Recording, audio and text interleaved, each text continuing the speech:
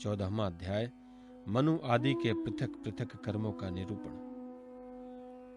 राजा परीक्षित ने पूछा, भगवान, आपके द्वारा वर्णित ये मनु, मनुपुत्र, सप्तर्षि आदि अपने अपने मनवंतर में किसके द्वारा नियुक्त होकर कौन कौन सा काम किस प्रकार करते हैं, यह आप कृपा करके मुझे बतलाइए। श्री सुखदेव जी कहते हैं, परीक्षित, मनु, मनुपुत्र, सप्तर्षि और देवता सबको नियुक्त करने वाले स्वयं भगवान ही हैं।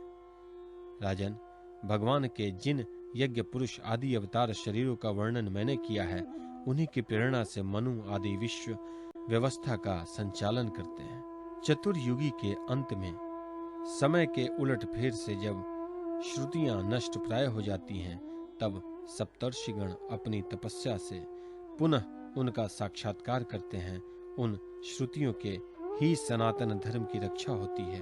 राजन, भगवान की प्रेरणा से अपने अपने मनवंतर में बड़ी सावधानी से सब के सब मनु पृथ्वी पर चारों चरण से परिपूर्ण धर्म का अनुष्ठान करवाते हैं।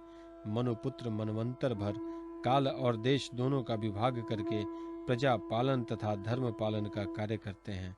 पंच महायज्ञ आदि कर्मों में जिन ऋषि, पितर, भूत और मनुष्य आदि का संबंध है, उनके साथ देवता उस मनवंतर में यज्ञ का भार स्वीकार करते हैं। इंद्र भगवान की दी हुई त्रिलोक की अतुल संपत्ति का उपभोग और प्रजा का पालन करते हैं। संसार में यथेष्ट वर्षा करने का अधिकार भी उन्हीं को है। भगवान युग युग में सनक आदि सिद्धों का रूप धारण करके, ज्ञान का, यज्ञ, वल्क्य आदि ऋषियों का रूप धारण करके, कर्म का और दत्तात्रेय आदि योगेश्वर के रूप में योग का उपदेश करते हैं। वे मारीच आदि प्रजापतियों के रूप में सृष्टि का विस्तार करते हैं, सम्राट के रूप में लुटेरों का वध करते हैं और शीत, उष्ण आदि विभिन्न गुणों को धारण करके काल रूप में सबको संहार की ओर ले जाते हैं।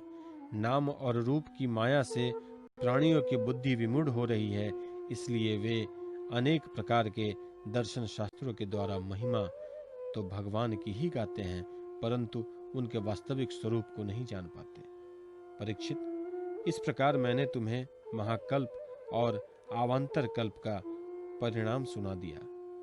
पुराण तत्व के विद्वानों ने प्रत्येक आवांतर कल्प में 14 मनवंतर बतलाए हैं।